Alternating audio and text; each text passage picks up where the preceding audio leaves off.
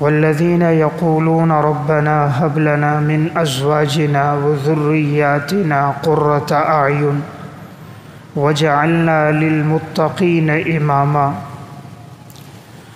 وقال اللہ تبارک وتعالی فی مقام آخر للہ ملک السماوات والارض یخلق ما یشاء یہب لمن یشاء اناثا ویہب لمن یشاء الذکور او یزوجہم ذکرانا واناثا ویجعل من یشاء عقیما انہ علیم قدیر۔ صدق اللہ العظیم۔ دنیا میں ہر ایک انسان کی یہ خواہش ہوتی ہے کہ اس کی اولاد نیک صالح متقی ہو، اس کی آنکھوں کی ٹھنڈک بنے، ملک اور ملت کا پاسبان اور دین کا ترجمان بنے۔ تو انسان اپنی اولاد کے بارے میں بہت فکر مند رہتا ہے اور اولاد کو نیک صالح بنانے کے لیے ہر ممکنہ کوشش بھی کرتا ہے۔ قرآن کریم میں اللہ رب العزت نے بھی جہاں اپنے نیک بندوں کے اوصاف کا تذکرہ فرمایا تو اس میں ایک دعا بیان فرمائی کہ ایمان والے اللہ تعالیٰ سے ہمیشہ یہ دعا کرتے ہیں، والذین یقولون ربنا هب لنا من ازواجنا وذریاتنا قرۃ اعین۔ اے اللہ، آپ نے جو ہمیں بیویاں عطا فرمائی اور اولاد عطا فرمائی، یا اللہ تو ان کو ہمارے لیے آنکھوں کی ٹھنڈک بنا دے۔ وجعلنا للمتقین اماما، اور اے اللہ تو ہمیں نیکوکار اور پرہیزگار لوگوں کا پیشوا بنا دے۔ تو ہر انسان کی یہ خواہش ہوتی ہے۔ اب اس خواہش کی تکمیل کیسے ہوگی؟ تو 100 ایسے اصول میں عرض کر رہا ہوں کہ اگر انشاءاللہ ان کی رعایت رکھ کر انسان اولاد کی تربیت کرے گا آغاز سے، تو امید ہے کہ اس کی اولاد اس کی امیدوں پر پورا اترے گی۔ سب سے پہلی بات ہے نیک سیرت باحیا عورت کا انتخاب کرے۔ سب سے پہلا اصول یہ ہے نیک سیرت باحیا عورت کا انتخاب کرے، یعنی جب انسان ازدواجی زندگی کا آغاز کر رہا ہو تو اس میں وہ جس عورت کا انتخاب کرے اور اسے اپنا رفیق سفر ساتھ بنائے اور ازدواجی تعلق جس کے ساتھ قائم کرے، تو اسے چاہیے کہ وہ عورت نیک صالح ہو اور باحیا ہو۔ عموماً دیکھنے میں آتا ہے کہ بعض لوگ صرف حسن کو دیکھتے ہیں، بعض صرف دولت اور پیسے کو اور بعض خاندان کو دیکھتے ہیں، حالانکہ حدیث میں آتا ہے کہ نبی اکرم صلی اللہ علیہ وسلم نے ارشاد فرمایا، تنکح المرأۃ لاربع لمالها ولجمالها ولحسبها ولدینها فاصفر بذات الدین تربت یداک۔ آپ نے فرمایا کسی عورت سے نکاح کیا جاتا ہے یا مال کی وجہ سے، یا اس کے حسن و جمال کی وجہ سے، یا اس کی سیرت کی وجہ سے، یا اس کے حسب و نسب کی وجہ سے، تمہیں چاہیے کہ تم سیرت کا انتخاب کرو تو تم کامیاب ہو جاؤ گے۔ اس لیے پہلی بات میں نے عرض کی، ازدواجی زندگی کا آغاز ایسی عورت کے ساتھ کیا جائے جس کے اندر پہلا وصف یہ ہو کہ اس کی سیرت اچھی ہو، اور دوسرا وصف یہ ہو کہ وہ باحیا ہو۔ حسن و جمال عارضی چیز ہے، آج ہے کل ختم ہو جائے گا، چند سالوں بعد یہ ختم ہو جاتا ہے، لیکن سیرت ہمیشہ باقی رہتی ہے۔ جتنا وقت گزرتا جاتا ہے حسن رفتہ رفتہ ختم ہوتا جاتا ہے، لیکن جتنا وقت گزرتا جاتا ہے سیرت دن بدن بڑھتی جاتی ہے، کردار میں دن بدن اضافہ ہوتا رہتا ہے، اور زندگی حسن کے ساتھ نہیں گزرتی، اخلاق کردار کے ساتھ گزرتی ہے۔ صرف حسن کو دیکھ کر جو سودے کیے جاتے ہیں وہ پائیدار بھی نہیں ہوتے، امیدوں پر پورا بھی نہیں اترتے، اور انسان کو اپنی گھریلو زندگی کا سکون بھی نہیں ملتا۔ اس لیے پہلی اور اہم بات ہے سیرت کو دیکھا جائے، اور ساتھ عورت باحیا ہو۔ جتنی باحیا ہوگی، پاک دامن ہوگی، متقی پرہیزگار ہوگی، اپنی عزت آبرو کی حفاظت کرنے والی ہوگی، اتنی اولاد کی وہ اچھی تربیت کرے گی۔ حضرت عمر رضی اللہ تعالیٰ عنہ نے جب اپنے بیٹے عاصم کے لیے رشتے کا انتخاب کیا، انہوں نے دولت کو نہیں دیکھا، سیرت کو دیکھا۔ یہ واقعہ علامہ ابن جوزی رحمۃ اللہ علیہ متوفہ 597 ہجری نے صفت الصفوہ میں ذکر کیا، اور ابن العماد حنبلی نے شذرات الذہب فی اخبار من ذہب میں کہ حضرت عمر رضی اللہ تعالیٰ عنہ گلی سے گشت کر رہے ہیں، اور ایک ماں اپنی بیٹی سے کہتی ہے کہ بیٹی دودھ میں پانی ملا دو۔ بیٹی جواب دیتی ہے امیر المومنین نے منع کیا ہے۔ تو ماں کہتی ہے امیر المومنین کو کیا پتہ، رات کا اندھیرا ہے۔ کہ اگر امیر المومنین نہیں جانتے، امیر المومنین کا خدا تو جانتا ہے۔ حضرت عمر اس جواب سے بڑے متاثر ہوئے، مکان پر نشان لگا کر چلے گئے۔ صبح اپنے غلام اسلم کو بھیجا اور اس عورت اور اس کی بیٹی کو بلایا۔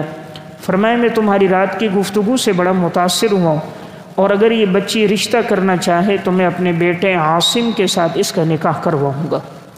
عورت بھی راضی تھی، چنانچہ اس لڑکی کا نکاح حضرت عمر رضی اللہ تعالیٰ عنہ کے بیٹے عاصم سے ہوا، اور اس سے ایک بچی پیدا ہوئی، اور اس سے آگے جا کر عمر بن عبدالعزیز جیسا نیک صالح حکمران پیدا ہوا۔ تو دیکھیں حضرت عمر رضی اللہ تعالیٰ عنہ 22 لاکھ مربع میل کے بادشاہ تھے۔ اگر چاہتے تو کسی دولت والی، پیسے والی، حسن و جمال والی لڑکی کا انتخاب کر لیتے، لیکن انہوں نے رشتے کے انتخاب میں نہ حسن کو دیکھا، نہ حسب کو دیکھا، بلکہ سیرت کو دیکھا، اور سیرت میں بھی تقوی کو دیکھا۔ اس بچی کا ایک جملہ سنا ہے، صرف اس جملے نے اتنا اثر کیا کہ حضرت عمر نے اپنے بیٹے کا ان کے ساتھ نکاح کرا دیا، اور پھر اس سے ایک بچی پیدا ہوئی، اور اس سے عمر بن عبدالعزیز جیسے نیک صالح حکمران پیدا ہوئے۔ معلوم ہوا نیکی کبھی ضائع نہیں ہوتی، اور یہ بھی معلوم ہوا کہ رشتے کے انتخاب میں حیا اور سیرت کو دیکھا جاتا ہے۔ اس لیے تربیت اولاد میں پہلا اصول یہ ہے کہ ایسی عورت کا انتخاب کیا جائے جو باحیا ہو، اور نمبر 2 حسن سیرت والی ہو۔ دوسرا اصول یہ ہے ازدواجی تعلق کے وقت فطرتی حیا کا لحاظ رکھا جائے۔ جب میاں بیوی اپنا ازدواجی تعلق قائم کر رہے ہوں تو وہاں پر جو اللہ تعالیٰ نے ہر انسان میں ایک طبعی اور فطرتی طور پہ حیا رکھی ہے، اس حیا کا لحاظ رکھنا چاہیے۔ اس موقع پر جو حیا کا لحاظ نہیں رکھتا، بے حیائی کا ارتکاب کرتا ہے، تو عموماً اولاد بھی بے حیا پیدا ہوتی ہے، اور جو حیا کا لحاظ رکھتے ہیں اولادیں بھی باحیا پیدا ہوتی ہیں۔ اور جو ملاپ کے وقت مسنون دعا کا بھی ساتھ اہتمام رکھا جائے۔ تو تیسرا اصول یہ ہے مسنون دعا کا اہتمام کریں۔ نبی اکرم صلی اللہ علیہ وسلم نے فرمایا کہ جب زوجین آپس میں ملیں تو یہ دعا پڑھیں، اللہم جنبنا الشیطان وجنب الشیطان مما رزقتنا۔ اے اللہ تو ہمیں بھی شیطان کے شر سے محفوظ کر، اور جو تو ہمیں اولاد عطا فرما اسے بھی شیطان کے شر سے محفوظ فرما۔ تو جب زوجین کے تعلق میں بھی حیا ہوتی ہے اور پھر مسنون دعا کا اہتمام ہوتا ہے، تو اللہ تعالیٰ جو اولاد دیتا ہے پھر وہ بھی نیک صالح ہوتی ہے، اور وہ شیطان کے شر سے محفوظ ہوتی ہے۔ عموماً دیکھنے میں آتا ہے کہ جب تعلق قائم کیا جائے، بے حیائی کا ماحول ہوتا ہے، گانا چل رہا ہوتا ہے، فحاشی عریانی ہوتی ہے، معاذ اللہ اپنی خواہش کی تکمیل کے دوران کوئی لوگ طرح طرح کے گانوں میں، فلموں کے دیکھنے میں لگے ہوتے ہیں، اس لیے جو اولادیں پیدا ہوتی ہیں پھر وہ بھی اسی طرح کی حیادار نہیں ہوتی، بے حیا اولاد پیدا ہوتی ہے۔ نمبر 4، دوران حمل اچھے اعمال اور افعال کو اختیار کیا جائے، کہ جب حمل ٹھہر جائے تو عورت اس دوران اچھے اعمال، نیک اعمال اپنائے، اور اس دوران نیک افعال کو اختیار کرے۔ تو چونکہ حمل کے دوران ماں جو بھی عمل اختیار کرتی ہے اس کا بچے کے اوپر اثر ہوتا ہے۔ ماں اگر نیک اعمال اختیار کرے گی تو وہ بچے پر وہ بھی اثر انداز ہوں گے۔ خدا نہ کرے اگر برے کاموں میں، گناہوں میں مبتلا ہے تو جو بچہ ابھی پیٹ میں ہے اس پر بھی اس کے اثرات ہوتے ہیں۔ اس لیے چوتھا اصول یہ ہے کہ اگر ہم یہ چاہیں کہ ہماری اولاد نیک بنے، ہماری آنکھوں کی ٹھنڈک بنے، تو چوتھا اصول یہ ہے دوران حمل عورت نیک اعمال کا، مسنون اعمال کا اہتمام کرے اور اپنے آپ کو گناہوں سے بچائے۔ نمبر 5، غیبت چغل خوری اور ناچ گانے سے گریز کیا جائے۔ جب تک بچہ ماں کے پیٹ میں حمل کی صورت میں ہے، اس دوران عورت اپنے آپ کو غیبت سے بچائے، اپنے آپ کو بہتان ترازی سے، کسی کے اوپر لان تان سے، گانے سننے سے، ڈرامے دیکھنے سے، مختلف قسم کی چیزوں کو دیکھنے سے اپنے آپ کو بچائے۔ تو جتنا یہ وقت پاک دامنی میں گزرے گا اور نیکی میں گزرے گا، اس کے اچھے اثرات بچے میں منتقل ہوں گے۔ بچہ جو ہے وہ بنتا ہے ماں کی غذا سے، ماں جو غذا کھا رہی ہے اسی سے بچے کی نشو و نما ہو رہی ہے۔ پھر اسی طرح بچے کا جسم جو ہے وہ ماں کے خون کے ساتھ اس کی نشو و نما ہوتی ہے، اور ماں کے خون میں جہاں غذا کا اثر ہوتا ہے وہیں ماں کے کردار کا، ماں کے اخلاق کا اثر ہوتا ہے، اور وہی کردار، وہی اخلاق، وہی عادات بچے میں منتقل ہوتی ہیں۔ اس لیے جو دوران حمل عورت نیک اعمال کو اپنائے، گناہوں سے بچے، تو بچے کی زندگی پر اس کے اچھے اثرات مرتب ہوتے ہیں۔ نمبر 6، تلاوت اور ذکر کثرت سے کریں۔ جب بچہ حمل کی صورت میں ہو تو عورت اہتمام کرے کہ تلاوت زیادہ سے زیادہ کرے، باوضو رہے اور کثرت سے اللہ تعالیٰ کا ذکر کرے۔ جتنا وقت اس کا تلاوت اور ذکر میں گزرے گا، اس کے اچھے اثرات بچے پر منتقل ہوں گے۔ عموماً سلف کی عورتوں میں یہی رہا کہ وہ دوران حمل تلاوت کا، ذکر کا، اعمال کا بہت اہتمام کرتی تھیں۔ اسی وجہ سے جو اللہ انہیں اولاد دیتا وہ ان کی امیدوں پر وہ اولاد پوری اترتی۔ نمبر 7، نعمت اولاد پر اللہ کا شکر ادا کریں۔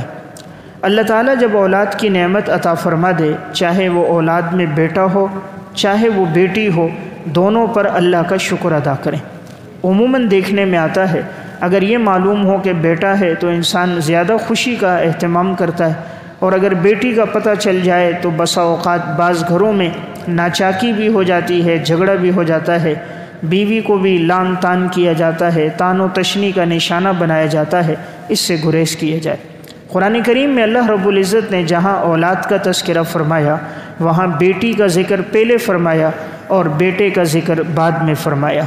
یَهَبُ لِمَن يَشَاءُ إِنَاثًا وَيَهَبُ لِمَن يَشَاءُ الذُّكُورَ۔ اللہ جسے چاہتا ہے بیٹیاں دیتا ہے، جسے چاہتا ہے بیٹے دیتا ہے۔ اس میں اشارہ تھا بیٹیاں اللہ کی بڑی نعمت ہے، اس لیے بیٹیوں کا ذکر پہلے فرمایا، بیٹوں کا ذکر بعد میں فرمایا۔ علماء اکرام نے ایک بات لکھی ہے، جس گھر میں پہلی پیدائش بیٹی کی ہو تو یہ اشارہ ہوتا ہے کہ وہ عورت نیک بخت ہے، نیک صالح ہے، کہ اللہ تعالیٰ نے اس پر اپنی خصوصی رحمت کرتے ہوئے اسے رحمت کے ساتھ نوازا۔ اللہ تعالیٰ نے آپ صلی اللہ علیہ وسلم کو بھی بیٹیاں 4 عطا فرمائیں، بیٹے 3 عطا فرمائے۔ بیٹیاں زیادہ تھیں، بیٹے کم تھے، اور آپ کا کوئی بیٹا بلوغت کو نہیں پہنچا، سب کا انتقال بچپن میں ہوا، اور آپ کی 4 بیٹیاں بلوغت کو پہنچیں، 4 کی شادیاں بھی ہوئیں، اور اللہ رب العزت نے آپ صلی اللہ علیہ وسلم کو یہ موقع بھی فراہم فرمایا کہ آپ نے اپنی زندگی میں 4 کا نکاح بھی فرمایا۔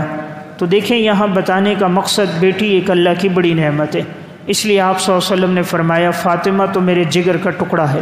سفر میں جاتے حضرت فاطمہ کے گھر سے ہوتے ہوئے جاتے، سفر سے لوٹتے تب بھی ان کے گھر سے ہوتے ہوئے لوٹتے۔ تو بہرحال اولاد کی نعمت پر اللہ کا شکر ہو۔ نمبر 8، نومولود کے کان میں آذان اور دوسرے کان میں اقامت کہی جائے۔ 8واں اہم اصول یہ ہے جب اللہ اولاد کی نعمت دے دے تو دائیں کان میں آذان ہے، بائیں کان میں اقامت ہے۔ اس کی وجہ یہ ہے کہ بچہ جب دنیا میں آتا ہے تو شیطان بچے کو چھوتا ہے۔ حدیث میں آتا ہے اس چھونے کی وجہ سے وہ بچہ رونے لگتا ہے، اور ہر بچہ چونکہ فطرت اسلام پر پیدا ہوتا ہے، اس کے ماں باپ، اس کا ماحول اس کو یہودی یا نصرانی یا مجوسی بنا لیتا ہے، جیسا کہ حدیث میں نبی اکرم صلی اللہ علیہ وسلم نے فرمایا کل مولود یولد علی الفطرہ فابواؤ یہودانہ او ینصرانہ او یمجسانہ۔ ماں باپ یہودی، نصرانی یا عیسائی بنا دیتے ہیں تو فطرت پر بچہ پیدا ہوا۔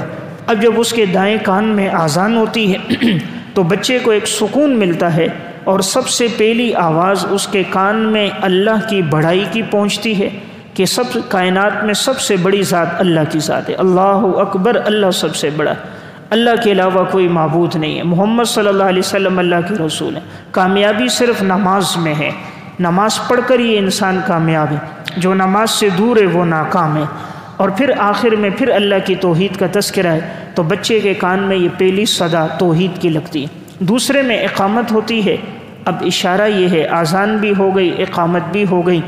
اذان اور اقامت کے درمیان بہت تھوڑا فاصلہ ہے، تو ہماری اور آپ کی اذان اور اقامت ہو گئی، صرف نماز پڑھنے کا وقت باقی ہے، وہ نماز جنازہ ہے۔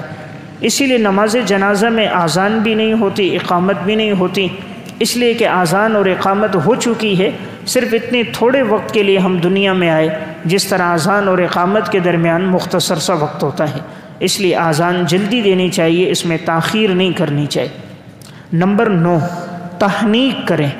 جب اللہ تعالیٰ اولاد کی نعمت دے تو 9واں اصول یہ ہے کہ تحنیک کی جائے۔ تحنیک کہتے ہیں سب سے پہلی جو غذا ہے جو بچے کو دی جائے، وہ کسی نیک صالح متقی انسان کے ہاتھوں سے دی جائے، یا کسی نیک صالح آدمی کا جو لعاب ہے وہ اس غذا کے ساتھ لگ کر وہ بچے کو دیا جائے، تاکہ اس کے اچھے اثرات اس بچے کی زندگی میں منتقل ہوں۔ حضرات صحابہ اکرام کے ہاں جب کسی کی اولاد ہوتی، وہ آپ صلی اللہ علیہ وسلم کے پاس لے کر آتے، رسول اللہ صلی اللہ علیہ وسلم کھجور کو چبا لیتے، چبانے کے بعد جو کھجور کا لعاب ہوتا وہ بچے کے تالو کے ساتھ لگایا جاتا تھا۔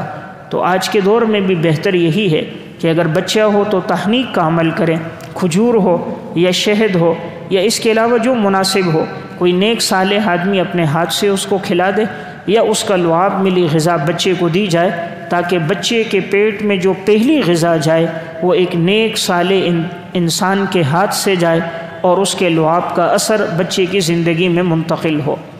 نمبر 10، بچے کا اچھا نام رکھا جائے۔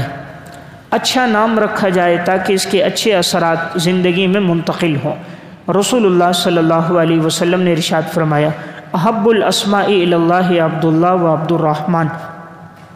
اللہ تعالیٰ کے ہاں محبوب نام عبداللہ ہے اور عبد الرحمن ہے، یہ بہترین نام ہے۔ عبداللہ اللہ کا بندہ، عبد الرحمن رحمان کا بندہ۔ بہتر یہ ہے کہ انسان ان ناموں کو رکھے۔ اب ہر انسان کے پاس ناموں کے لیے دیکھا جائے، بعض ساتھی سوچتے ہیں جی کون سا نام رکھیں۔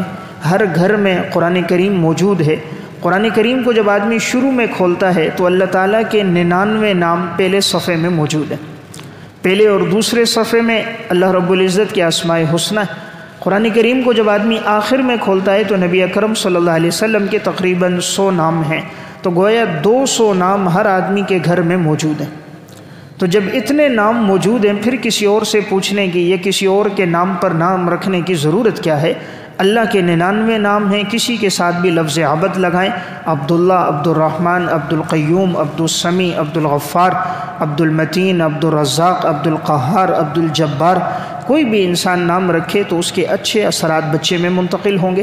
یا نبی اکرم صلی اللہ علیہ وسلم کے نام نامی اور اسم گرامی پر محمد رکھا جائے، محمد احمد، محمد حامد، محمد محمود، تاکہ یہ اثرات بچے کی زندگی میں رہیں۔ ہمارے ہاں عموماً نام کے سلسلے میں پہلی غلط فہمی یہ ہے، لوگ کہتے ہیں جی ایسا نام بتاؤ جو کسی کا نہ ہو، ایسا نام جو کسی کا نہ ہو وہ بتاؤ۔ حالانکہ یہ بات شرعی لحاظ سے درست نہیں ہے۔ شریعت کی یہ تعلیم نہیں ہے کہ ایسا نام ہو جو کسی کا نہ ہو۔ شریعت کی تعلیم ہے ایسا نام ہو جس کے اچھے اثرات بچے میں منتقل ہو جائیں، بھلے وہ 10 آدمیوں کا نام ہو۔ ہمیں یہ نہیں دیکھنا ہے کہ وہ کسی کا نام نہ ہو، بلکہ یہ دیکھنا ہے اس کا معنی کتنا اچھا ہے۔ دوسری بات یہ ہے، بعض ساتھی ان سے ہٹ کر نام رکھتے ہیں جن کا کوئی معنی نہیں ہوتا، کوئی معنی نہیں ہوتا، اس کا کوئی مفہوم نہیں ہوتا، بس قبیلے میں خاندان میں چلا آ رہا ہے تو دیکھا دیکھی رکھ لیتے ہیں۔ اس سے گریز کیا جائے، ایسا نام رکھا جائے جس کا معنی بھی اچھا ہو۔ سنن ابی داؤد کی روایت ہے، رسول اللہ صلی اللہ علیہ وسلم کے پاس ایک عورت آئی، آپ نے پوچھا تیرا نام کیا ہے؟ اس نے کہا عاصیہ۔ آپ نے فرمایا نہیں، تیرا نام ہے جمیلہ۔ عاصیہ کا معنی نافرمان عورت، تو آپ نے کہا نہیں، تیرا نام جمیلہ، جس کا معنی خوبصورت عورت۔ اسی طرح آپ کے پاس ایک خاتون آئی تو ایک بات پوچھنے کے لیے آپ نے پوچھا نام کیا ہے؟ اس نے کہا برہ۔ برہ کا معنی نیکوکار۔ آپ نے فرمایا لا تزکوا انفسکم، تم اپنا تزکیہ خود نہ کرو، خود اپنے آپ کو نہ کہو کہ میں نیک ہوں، متقی ہوں، بلکہ تم اپنا نام زینب رکھو۔ تو حضور نے ان کا نام زینب رکھا۔ اسی طرح آپ صلی اللہ علیہ وسلم کے پاس ایک شخص آئے، آپ نے پوچھا نام کیا؟ اس نے کہا اسرم۔ آپ نے کہا نہیں تمہارا نام ہے زرعہ، آپ نے نام تبدیل کر کے اس کا نام زرعہ رکھا۔ حضور کے پاس ایک شخص آیا، پوچھا نام کیا ہے؟ سنن ابی داؤد کی روایت ہے، اس نے کہا میرا نام حزن ہے۔ حزن کہتے ہیں غمگین ہونا، غم اور پریشانی میں ہونا۔ آپ نے فرمایا نہیں تمہارا نام ہے سہل۔ سہل کا معنی ہر معاملے میں آسانی پیدا ہو۔ تو حضور نے اپنی زندگی میں بھی ایسے نام جن کا کوئی معنی نہیں تھا یا خلاف شرع تھا، آپ صلی اللہ علیہ وسلم نے ان کو تبدیل فرمایا۔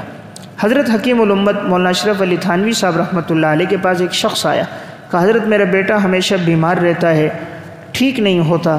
حضرت نے پوچھ لیا اس کا نام تم نے کیا رکھا ہے؟ کہا جی نام ہے کلیم، کلیم اس کا نام ہے۔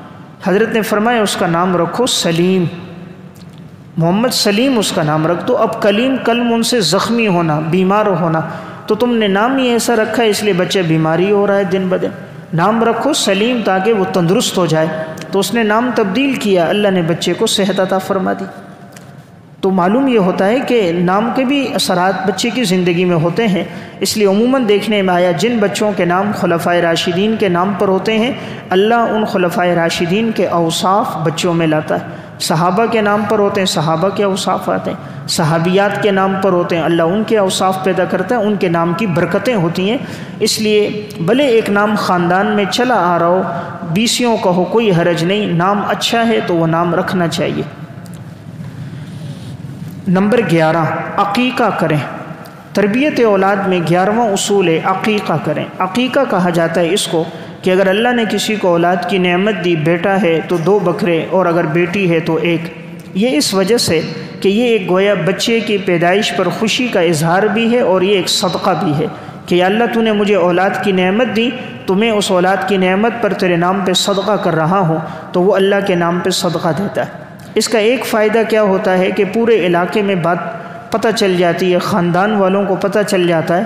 اس لیے شریعت نے کہا عقیقے کا گوشت انسان خود بھی کھا سکتا ہے، اپنے دوست احباب کو، رشتہ داروں کو بھی کھلا سکتا ہے، مالداروں کو بھی دے سکتا ہے، غریبوں کو بھی دے سکتا ہے۔ جیسے قربانی کا گوشت ہے، بہتر تو یہ ہے انسان غریبوں میں دے لیکن خود استعمال کرے، اپنے عزیز و اقارب کو دے، مالداروں کو بھی دے تو دے سکتا ہے۔ یہ اس لیے رکھا تاکہ سب کو پتہ چل جائے اللہ نے اس کو ایک بڑی نعمت سے نوازا ہے۔ اب یہاں اگر اس کے علاوہ کوئی طریقہ ہوتا جا کر اعلان کرو گلیوں میں کہ اس کے ہاں بیٹا ہوا ہے، اس کے ہاں بیٹی ہوئی ہے، شریعت نے ایک بہترین طریقہ بتایا، عقیقہ کرو۔ عقیقے میں دعوت ہوگی، دعوت میں شریک ہوں گے، محبت بڑھے گی، اور دعوت کے بعد ہر آدمی ہاتھ اٹھا کر دعا کرے گا یا اللہ اس بچے کو نیک بنا، اس کو والدین کی آنکھوں کی ٹھنڈک بنا، پھر اللہ ٹھنڈک بنا دیتا ہے۔ تو عقیقے کے ذریعے سے بہت سی دعاؤں کا بچہ مستحق بھی بن جاتا ہے اور ایک نیک نامی بھی ہو جاتی ہے، اور گویا بچے کی آمد سے انسان نے اللہ کے نام پہ صدقہ کر کے بچے کی زندگی میں صدقے کے اور سخاوت کے وصف کو بھی لاتا ہے۔ نمبر 12، ختنہ کریں۔ جب اللہ اولاد کی نعمت دے، لڑکا ہو تو شریعت کا حکم ہے ختنہ کیا جائے، اور یہ ختنے کا حکم ہر شریعت میں رہا ہے، تمام انبیاء علیہ السلام کی شریعتوں میں، اور اس کی وجہ یہ ہے، آج کی سائنسی تحقیق بھی ہے کہ جس کا ختنہ ہوتا ہے وہ کینسر جیسی موذی مرض سے محفوظ ہوتا ہے، وہ سرطان کی بیماری سے بچا ہوا ہوتا ہے، اور جو جسمانی امراض ہوتے ہیں ان سے محفوظ ہوتا ہے۔ اس کے ذریعے سے جہاں خواہش کی تکمیل ہوتی ہے، نیک صالح اولاد کے حصول کا یہ ذریعہ بنتا ہے، شریعت کی تکمیل کی وجہ سے انسان کو اجر و ثواب بھی ملتا ہے۔ اس لیے بہتر ہے اس میں تاخیر نہ کی جائے، بچہ صحت مند ہے تو ابتدا ہی میں ختنہ کروا دیا جائے، جتنا جلد ہو اتنا زخم جلدی ٹھیک ہوتا ہے، تکلیف بھی کم ہوتی ہے۔ نمبر 13، 2 سال تک ماں دودھ پلائے۔ ماں بچے کو 2 سال دودھ پلائے۔ قرآن کریم میں اللہ رب العزت نے ارشاد فرمایا، ماؤں کو حکم دیا کہ تم اپنی اولاد کو 2 سال تک دودھ پلاؤ، اور اگر تم دودھ نہیں پلا سکتی تو والد کی ذمہ داری لگائی کہ وہ کسی ایسی عورت کو رکھے کہ جو دودھ پلانے والی ہو، اور وہ 2 سال بچے کو دودھ پلائے، اور اس کا نان نفقہ اور خرچہ والد کے ذمہ ہوگا۔ والوالدات یرضعن اولادہن حولین کاملین لمن اراد ان یتم الرضاعہ، اور مائیں دودھ پلائیں اپنی اولاد کو 2 سال مکمل، جو ارادہ کریں کہ وہ رضاعت کی مدت کو مکمل کر دیں۔ وعلی المولود لہ رزقہن وکسوتہن بالمعروف، اور بچہ جس کے لیے ہو، جس کی طرف بچہ منسوب ہوگا، اسی کے ذمے ہوگا ان کا رزق بھی اور ان کا کپڑا بھی دستور کے مطابق۔ یعنی ماں کے اخراجات، اور اگر دائیہ ہے تو دائیہ کے اخراجات، دودھ پلانے والی ہے تو اس کے اخراجات باپ کی طرف ہوں گے، والد دے گا اس لیے کہ بچے کی نسبت والد کی طرف ہوتی ہے۔ تو دیکھیں شریعت نے کہا کہ ماں 2 سال دودھ پلائے، اس میں کیا حکمت ہے؟ حکمت یہ اللہ نے ماں کے سینے میں جو دودھ رکھا ہے سب سے یہ پہلی غذا ہے، اور یہ ایسا دودھ ہے جو جراثیم سے بالکل پاک ہے۔ باقی کوئی غذا ایسی نہیں جو انسان بنا رہا ہے اس میں جراثیم نہ ہو آج کے الفاظ میں، لیکن جو دودھ اللہ نے ماں کے سینے میں رکھا یہ اس سے محفوظ ہے۔ نمبر 2، نہ یہ بہت گرم ہوتا ہے نہ بہت ٹھنڈا، اللہ نے اس کو نارمل رکھا ہے جو بچے کے لیے نہایت مفید ہے۔ نمبر 3، جتنی ضرورت ہوتی ہے اللہ اتنا ماں کے سینے میں رکھ دیتا ہے، بچے کی بھوک اور ضرورت کے مطابق یہ آتا ہے۔ نمبر 4، اس کے کرنے میں نہ ماں کو کوئی تکلیف ہوتی ہے نہ بچے کو تکلیف ہوتی ہے، ماں پر کوئی بوجھ بھی نہیں ہوتا معاشی اعتبار سے، نہ باپ پر بوجھ ہوتا ہے، اللہ نے اس کے رزق کا انتظام کیا ہوتا ہے۔ سب سے بڑھ کر ماں اور بچے میں محبت پیدا ہوتی ہے، اخلاق پیدا ہوتے ہیں، ماں کی صفات اس کے ذریعے سے بچے میں منتقل ہوتی ہیں۔ آج ماؤں نے دودھ پلانا ہی چھوڑ دیا، آج دودھ پلاتے ہیں ڈبے کا، تعلیم دیتے ہیں سرکار کی، انگریز کی، تو پھر کیسے امید رکھیں گے یہ بچہ نیک ہو؟ تو دودھ پلاتے بھی ہیں انٹرنیٹ اور کیبل کے سامنے بیٹھ کر، ماں کے سر پر دوپٹہ نہیں ہوتا اور زبان کے اوپر گانا ہوتا ہے، ہاتھ میں موبائل ہوتا ہے اور فیڈر بچے کے منہ میں دے دیتے ہیں، تھوڑا سا بڑا ہوا انگریز کی تعلیم شروع کر دیتے ہیں، پھر کیا امید رکھیں گے یہ آنکھوں کی ٹھنڈک بنے گا؟ تو جب شروع سے ہم نے اس کو اپنا دودھ ماں نے نہیں پلایا تو پھر کیا امید ہے یہ بچہ نیک ہو؟ آج گھر میں دائیاں رکھ دی جاتی ہے کہ بچے کو سنبھالے، تو وہ خود عموماً بے دین ہوتی ہیں، ان میں نماز روزہ عبادت نہیں ہوتی۔ جب وہ بچے کو تربیت وہ کرتی ہیں تو بچے میں وہی باتیں آ جاتی ہیں کہ جو تربیت کرنے والی ماں کی زندگی میں موجود تھی، اور پھر وہ بچہ بھی ماں سے دور ہوتا ہے کیونکہ محبت نہیں ہوتی۔ آج کی مائیں کہتے ہیں جی جراثیم ہے، اس کو اگر دھلا دیا، بچے کو صاف کیا اور اس کا بول و براز صاف کیا، کپڑے گندے ہوں گے، جسم گندا ہوگا۔ پھر وہی ہوتا ہے کہ جب یہ ماں باپ بوڑھے ہوتے ہیں پھر بیٹا بھی کہتا ہے جراثیم ہے، وہ اولڈ ہوم میں جا کر ماں باپ کو وہاں رکھوا دیتا ہے۔ جب اس نے بچپن میں ایسا کیا تو یہ تو مکافات عمل ہے، پھر اس کی اولاد نے بھی اس کے ساتھ ویسے ہی کرنا ہے۔ اس لیے بہتر یہ ہے کہ انسان اولاد کو دودھ پلائے، ماں خود اس کے ذریعے سے بچے کی اچھی نشو و نما ہوگی۔ اور سلف کی عورتیں جب دودھ پلاتی تھیں باوضو ہو کر، شیخ الحدیث مولانا زکریا صاحب رحمۃ اللہ علیہ نے آپ بیتی میں اور اسی طرح لام الدراری کے مقدمے میں ہے، ان کے والد مولانا یحییٰ صاحب رحمۃ اللہ علیہ کو جب ان کی دادی دودھ پلاتی باوضو ہو کر قبلہ رخ ہو کر تلاوت کرتے ہوئے، اس کا اثر یہ ہوا کہ وہ قرآن کے کچھ حصے کے حافظ بن گئے، ماں کی گود میں قرآن سن سن کے یاد ہو گیا۔ تو جب مائیں اس طرح تربیت کرتی تھی تو اللہ اولاد کو نیک بنا دیتا تھا۔ نمبر 14، سب سے پہلے کلمہ سکھائیں۔ جب بچہ بولنے لگ جائے تو اس کو سب سے پہلے جو چیز سکھائی جائے وہ کلمہ ہے۔ تو جیسے اس کے کان میں پہلی آواز اللہ کی توحید کی، ربوبیت کی پڑی، اس کی زبان پر بھی سب سے پہلا کلمہ جو آئے وہ صرف اور صرف آئے تو اللہ کی توحید کا آئے۔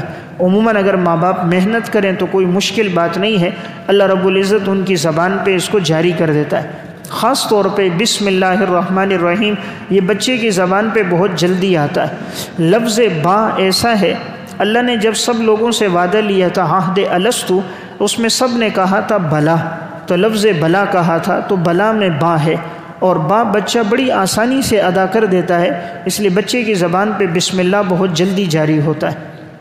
نمبر 15، بچے کو کوئی چیز پلائیں تو بسم اللہ پڑھ کر، اور اگر وہ پی چکے تو الحمدللہ کہیں۔ جب ماں بچے کو کوئی بھی چیز پلائے بسم اللہ الرحمن الرحیم پڑھے، بچہ پی لے الحمدللہ کہے۔ اب جب بچہ دیکھے گا ماں بچے کو دودھ پلا رہی ہے، پانی پلا رہی ہے، جوس پلا رہی ہے، تو بچہ جب بسم اللہ سنے گا، الحمدللہ سنے گا، تو یہ بچے کی زندگی میں آئے گا، وہ بھی آئندہ اس کا اہتمام کرے گا۔ اور جب بسم اللہ ہوگا تو اللہ اس غذا کو بچے کے لیے نافع بنائے گا۔ وہ چیز جو بچہ کھائے گا وہ بچے کو نقصان نہیں دے گی، وہ بیماری کا ذریعہ نہیں بنے گی، وہ الٹی کا قے کا ذریعہ نہیں بنے گی، وہ دست کا ذریعہ نہیں بنے گی۔ اللہ کے نام کے ساتھ شروع ہوگا، اللہ اس میں برکت ڈال دے گا۔ الحمدللہ پہ اختتام ہوگا، اللہ اس کے ذریعے بچے کے نشو و نما کو بڑھا دے گا۔ نمبر 16، بچے کی نیند کا خیال رکھیں۔ بچے کے جو سونے کا وقت ہوتا ہے ابتدا میں عموماً اس کی نیند گہری ہوتی ہے۔ جتنا بچہ پرسکون سوتا ہے اتنا وہ بچہ صحت مند ہوتا ہے۔ نیند جتنی اس کی اطمینان کے ساتھ ہوتی ہے اتنے بچے کے حافظے میں تقویت ہوتی ہے، خون کی روانی میں تقویت ہوتی ہے اور جسم جلد بڑھوتری کی طرف جاتا ہے۔ نمبر 17، بچے کو سلاتے وقت مسنون دعا، معوذتین اور آیت الکرسی پڑھیں۔ بچے کو جب آدمی سلائے تو سب سے پہلا کام مسنون دعا پڑھ کے اس کو سلائے۔ بچہ یہیں سے ماں سے اب دعا سیکھے گا۔ نمبر 2، سورہ فلق سورہ ناس پڑھے۔ آپ صلی اللہ علیہ وسلم کا بھی معمول تھا، آپ معوذتین پڑھ کر اپنے ہاتھوں پہ دم کرتے، پورے جسم پہ پھیر دیتے اور آیت الکرسی پڑھی جائے۔ اس سے یہ ہوگا بچے کی نیند اچھی ہوگی، ساری رات شیاطین سے، جنات سے، سحر سے، ہر چیز سے محفوظ ہوگا۔ ہم ظاہری بچے کا بڑا خیال کرتے ہیں، پنکھا نہیں لگا رہے، بچے کو گرم رکھا ہے، بچے کو 2-2 3-3 بنیانیں پہنائی ہوئی ہیں، ٹوپی پہنائی ہے، موزے پہنائے ہوئے ہیں، ہر طرح سے ظاہری خیال بہت ہے، روحانی خیال نہیں۔ بچے کو روحانی تربیت کی زیادہ ضرورت ہوتی ہے بنسبت جسمانی تربیت کے، اس لیے روحانی طور پر جب ان مسنون اذکار کا اہتمام ہوگا بچے کی نیند پرسکون ہوگی، وہ رات کو گھبرائے گا نہیں۔ نمبر 18، بچوں کو اٹھائیں اور ان سے محبت کریں۔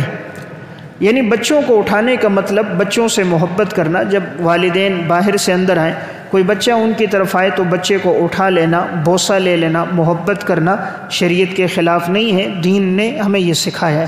آپ صلی اللہ علیہ وسلم نے بچوں کا بوسہ لیا۔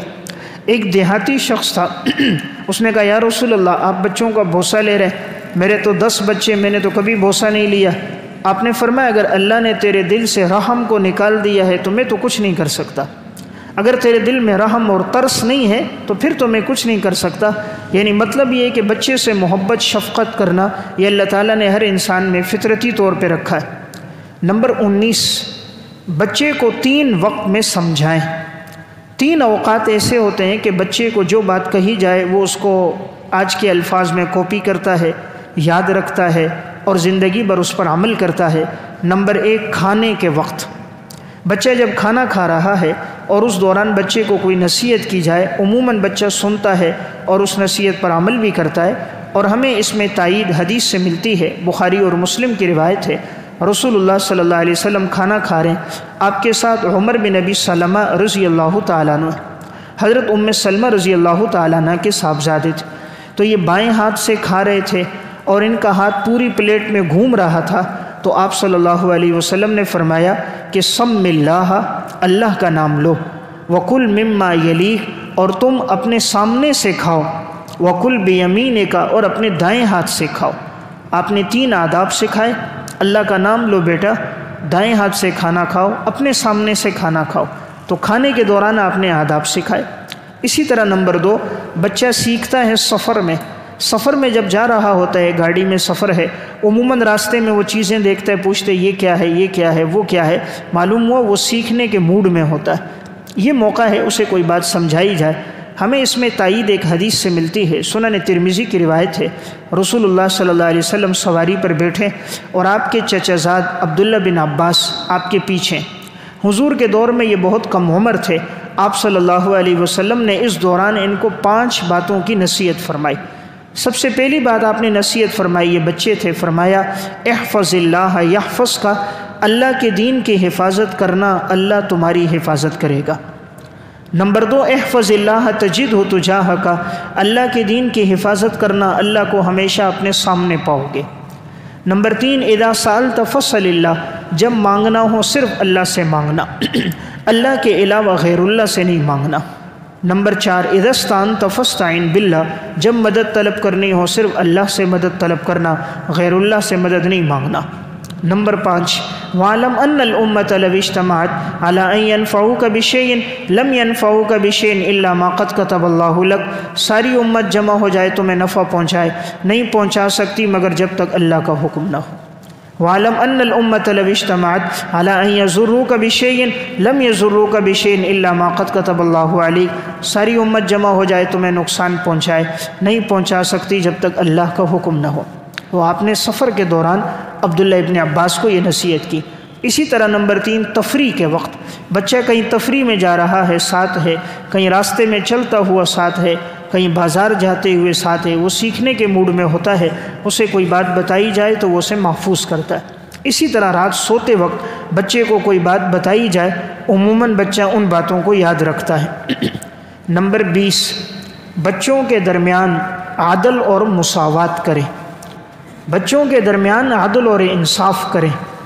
عموماً اولاد کے نافرمان ہونے کی ایک وجہ یہ بھی ہوتی ہے، ماں باپ اولاد کو ایک نظر سے نہیں دیکھتے، بعض کے ساتھ اچھا برتاؤ کرتے ہیں، بعض کے ساتھ نہیں کرتے، بعض کو زیادہ خرچہ دیتے ہیں، نیا لباس بناتے ہیں، اور ہر خوشی غمی کے موقع پر ان کا خصوصی خیال رکھا جاتا ہے اور دوسروں کو نظر انداز کیا جاتا ہے۔ کھانا پکتا ہے تو اچھا کھانا انہیں کھلا دیا، گرم کھانا انہیں کھلایا، بچا ہوا دوسرے کو دیا، مجلس میں تعریف ہے اس کی دوسرے کو تنقید کا نشانہ بنا دیا، عید کا موقع یا بہترین لباس اسے دیا، اس کے لیے نارمل کپڑا خرید لیا، کہیں لے جانا ہوا سفر میں ایک کو ساتھ لے کر گئے، دوسرے کو نظر انداز کر دیا، میراث کی تقسیم ہوئی، ایک بیٹے کو زیادہ دے دیا، دوسرے بیٹے کو کم دے دیا، کسی محفل میں بیٹھے ایک کی خوب تعریف کی، دوسرے کو خوب تنقید کا نشانہ بنایا۔ تو جب اولاد یہ دیکھتی ہے کہ والد یا والدہ کا ہمارے درمیان انصاف کا برتاؤ نہیں ہے، مساوات اور عدل نہیں ہے، تو ان کے دل میں غیر محسوس طریقے پر ماں باپ کے لیے نافرمانی آ جاتی، پھر ان کے دل میں محبت کا وہ جذبہ نہیں رہتا۔ حضرت یوسف علیہ السلام کو اللہ تعالیٰ نے بڑا حسن عطا فرمایا تھا، اور اتنا حسن تھا کہ آپ صلی اللہ علیہ وسلم نے فرمایا کائنات کا آدھا حسن اللہ تعالیٰ نے یوسف علیہ السلام کو دیا تھا۔ یوسف علیہ السلام کے والد یعقوب علیہ السلام نے 2 شادیاں کی تھیں، ایک سے یوسف علیہ السلام اور بنیامین پیدا ہوئے تھے، اور دوسرے سے بقیہ 10 بھائی پیدا ہوئے تھے۔ تو یعقوب علیہ السلام پیغمبر کو اپنے اس بیٹے یوسف علیہ السلام سے بڑی محبت تھی۔ اب بچہ خوبصورت بھی تھا، با اخلاق تھا، سیرت کردار والا تھا، تو اس وجہ سے انہیں ایک طبعی طور پر زیادہ محبت تھی۔ تو اب اولاد کے دلوں میں دیکھیں حسد اسی وجہ سے آ گیا۔ قرآن کریم میں یہ بات موجود ہے کہ انہوں نے آپس میں کہنے لگے اذ قالوا لیوسف واخوہ احب الی ابینا منا ونحن عصبہ، باقی بھائی آپس میں مشورہ کر کے کہہ رہے ہیں کہ یوسف اور یوسف کا بھائی بنیامین ہمارے والد یعقوب علیہ السلام کو ہم سے زیادہ محبوب ہیں، حالانکہ ہم تو پوری جماعت ہیں، یعنی ہم 10 ایک طرف ہیں، ہم سے اتنی محبت نہیں، اور یوسف علیہ السلام اور ان کے بھائی بنیامین سے محبت ہے۔ ان ابانا لفی ضلال مبین، یقیناً ہمارا والد تو غلطی میں پڑا ہوا ہے کہ ان سے محبت رکھ رہا ہے، ہم سے نہیں رکھ رہا۔ تو ان کو حسد ہوا، تو انہوں نے یوسف علیہ السلام کو تفریح کے بہانے لے کر گئے، اور اب آپس میں مشورہ کر رہے ہیں اقتلوا یوسف او اطرحوه ارضا یخل لکم وجہ ابیکم، یوسف کو قتل کر دو یا کسی ویران کنویں میں ڈال دو تاکہ والد کی توجہ تمہاری طرف ہو جائے، وَتَكُونُوا مِن بَعْدِهِ قَوْمًا صَالِحِينَ، اور اس کے بعد ہم لوگ نیک بن جائیں گے، توبہ کریں گے، نیک ہو جائیں گے۔ قَالَ قَائِلٌ مِّنْهُمْ لَا تَقْتُلُوا یوسف، ان میں کہنے والے میں ایک بڑے نے کہا، یہودا بڑا بھائی تھا، اس نے کہا یوسف کو مت قتل کرو، وَأَلْقُوهُ فِي غَيَابَةِ الْجُبِّ، اسے ایک ویران کنویں میں ڈال دو، يَلْتَقِطْهُ بَعْضُ السَّيَّارَةِ إِن كُنتُمْ فَاعِلِينَ، کوئی قافلے والے آئیں گے وہ اس کو اٹھا کر لے جائیں گے، اگر تم نے ایسا کرنا ہی ہے، اگر کرنا ہی ہے قتل نہ کرو، کنویں میں ڈال دو۔ قالوا یا ابانا ما لک لا تأمنا علی یوسف وإنا له لناصحون، اب یہ اپنے والد کے پاس آئے اور کہا آپ ہم پر کیوں نہیں اعتماد کرتے، ہم تو بڑے خیر خواہ ہیں۔ تو والد یعقوب علیہ السلام سے کہا ہم تفریح کے لیے جا رہے ہیں، یوسف کو ہمارے ساتھ بھیجو اور ہم ان کا بڑا خیال رکھیں گے۔ قصہ مختصر ساتھ لے کر گئے، پھر انہی بھائیوں نے حسد کر کے یوسف علیہ السلام کو کنویں میں ڈال دیا۔ تو دیکھیں میں ایک بات بتانا چاہ رہا تھا، عموماً اولاد کے درمیان جب عدل اور انصاف ہوتا ہے محبت باقی رہتی ہے۔ ایسا نہیں ہے کہ پیغمبر انصاف نہیں کرتا ہوگا، پیغمبر سے بڑھ کر دنیا میں انصاف کرنے والا کوئی ہوتا ہی نہیں، سب سے زیادہ پیغمبر ہی انصاف کرتا ہے۔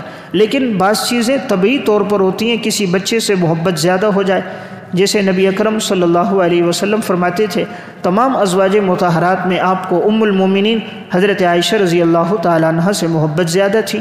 یہ ایک طبعی بات ہوتی ہے، بعض اولاد کی طرف انسان کا میلان زیادہ ہوتا ہے۔ آپ صلی اللہ علیہ وسلم کے پاس ایک صحابی آئے، حضرت نعمان بن بشیر رضی اللہ تعالیٰ عنہ، اور ان کے والد اپنے اس بیٹے کو لے کر آئے۔ ان کا والد چاہ رہا تھا میں اپنے اس بیٹے کو اپنی جائیداد میں حصہ دوں، تو ان کی گھر والی نے یہ کہا کہ آپ نبی اکرم صلی اللہ علیہ وسلم کو اس پر گواہ بنا دو، حضور کو گواہ بنا دو، میں ان کو یہ حصہ دینا چاہ رہا ہوں۔ اب وہ آپ صلی اللہ علیہ وسلم کے پاس آیا، میں اپنے بیٹے کو یہ حصہ دینا چاہ رہا ہوں۔ آپ نے فرمایا کہ تمہاری اور اولاد ہے؟ اس نے کہا جی اور بھی اولاد ہے۔ آپ نے کہا تم نے اپنے اور بیٹوں کو حصہ دیا ہے؟ کہا جی اوروں کو نے تو نہیں دیا، صرف اس کو میں دے رہا ہوں۔ تو آپ صلی اللہ علیہ وسلم نے فرمایا میں ظلم کے کام پر کبھی گواہ نہیں بنتا، یہ تو ظلم کی بات ہے، تم ایک کو حصہ دے رہے ہو باقی کو نہیں دے رہے، باقی اولاد کو محروم کرو، یہ ظلم ہے، اور میں ظلم پہ کسی معاملے میں گواہ نہیں بنتا۔ تو آپ صلی اللہ علیہ وسلم گواہ نہیں بنے۔